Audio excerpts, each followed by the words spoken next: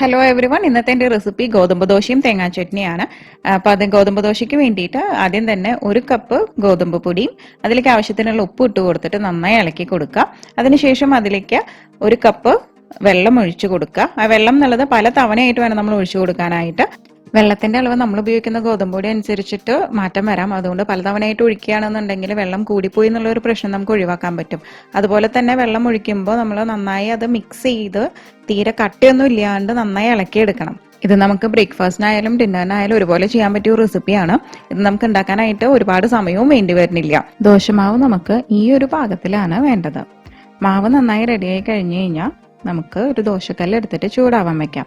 ദോശക്കല്ല് ചൂടായി കഴിയുമ്പോൾ അതിലേക്ക് ഇത്തിരി എണ്ണ തടവി കൊടുക്കണം. നമുക്ക് ദോശ ഒട്ടിപ്പടിക്കാതിരിക്കാൻ വേണ്ടിയിട്ടാണ് നമ്മൾ എണ്ണ തടവി കൊടുക്കുന്നത്. നോൺ സ്റ്റിക്കിൻ്റെ ദോശക്കല്ലാണ് ഉപയോഗിക്കുന്നതെന്നുണ്ടെങ്കിൽ എണ്ണ തടവേണ്ട ആവശ്യമില്ല.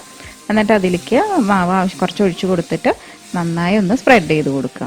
ദോശക്കല്ല് നന്നായി ചൂടായതിനു ശേഷം മാത്രമേ നമ്മൾ മാവ് ഒഴിച്ചു കൊടുക്കാൻ പാടുള്ളൂ കേട്ടോ. അല്ലാന്നുണ്ടെന്നുണ്ടെങ്കിൽ നമുക്ക് ആ ദോശ പരത്തി വരുമ്പോൾ ആ ഒരു ഷേപ്പിലേക്ക് കിട്ടില്ല.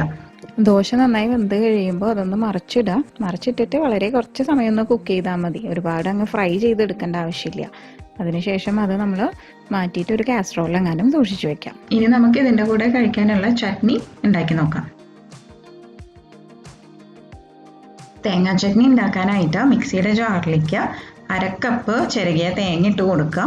അപ്പം തന്നെ അതിലേക്ക് ഒരു 3-4 ചുവന്നുള്ളി വേണം, 1 ഇഞ്ച് വലുപ്പത്തിലുള്ള ഇഞ്ചി, 2-3 പച്ചമുളക്, പിന്നെ 1/2 ടീസ്പൂൺ മുളക് പൊടി ഇട്ട് കൊടുത്തിട്ടുണ്ട്.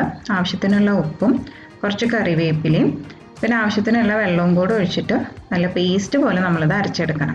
എരിവ് നോക്കിയിട്ട് വേണം നമ്മൾ ഇടാനായിട്ട്. പിന്നെ ഇതിലിട്ടിരിക്കുന്ന ഇഞ്ചി നമ്മുടെ ചട്നിക്ക് ഒരു നല്ല ഫ്ലേവർ തരും. ഇതിപ്പോൾ ഇവിടെ നന്നായിട്ട് അരച്ചെടുത്തിട്ടുണ്ട്. ഇനി നമുക്കിതൊന്ന് കാച്ചിയെടുക്കണം. അതിനായിട്ട് ഒരു കടായോ ചീനച്ചട്ടിയോ അടുപ്പത്ത് വെച്ചിട്ട് കുറച്ച് വെളിച്ചെണ്ണ ഒഴിച്ചു കൊടുക്കുക. അത് നന്നായി ചൂടായി കഴിയുമ്പോൾ കുറച്ച് കടുക് ഇടുക. അത് കടുക് നന്നായി പൊട്ടിയതിന് ശേഷം അതിലേക്ക് 2-3 വറ്റൽമുളക് ഇട്ട് കൊടുക്കുക. കറിവേപ്പിലയും കൂടി ഇട്ടിട്ട് ഒന്ന് മൂപ്പിച്ചെടുക്കുക. ലോ ഫ്ലെയിമിൽ വെച്ചിട്ട് വേണം നമ്മളിത് ചെയ്യാനായിട്ട്. അല്ലാന്നുണ്ടെങ്കിൽ ഇതൊക്കെ പെട്ടെന്ന് കരിഞ്ഞു പോകും. ഇതിന് ശേഷം നമ്മൾ അരച്ചു വെച്ചിരിക്കുന്ന അരപ്പ് ഒഴിച്ചു കൊടുക്കാം. ഇതിപ്പോൾ നല്ല കട്ടിയിലാണ് ഇരിക്കുന്നത്, അതുകൊണ്ട് ഞാൻ കുറച്ച് വെള്ളം കൂടെ ഒഴിച്ചു കൊടുക്കുന്നുണ്ട്. അപ്പോൾ നല്ല കട്ടി താല്പര്യമുള്ളവർക്ക് അങ്ങനെ തന്നെ ഉപയോഗിക്കാം. ഇതിനി നമുക്ക് ഒരുപാട് തിളപ്പിക്കേണ്ട ആവശ്യമൊന്നുമില്ല, ജസ്റ്റ് ഒന്ന് ചൂടായാൽ മാത്രം മതി. അപ്പോൾ നമ്മുടെ തേങ്ങാ ചട്നി ഇവിടെ റെഡി ആയിട്ടുണ്ട്. ഇനി അതൊരു സെർവിങ് ബൗളിലേക്ക് മാറ്റാം. അപ്പോൾ എല്ലാവർക്കും ഇന്നത്തെ വീഡിയോ ഇഷ്ടപ്പെട്ടു എന്ന് വിചാരിക്കുന്നു. അപ്പോൾ എല്ലാവരും ഉണ്ടാക്കി നോക്കിയിട്ട് അഭിപ്രായം പറയാൻ മറക്കരുത് കേട്ടോ. താങ്ക്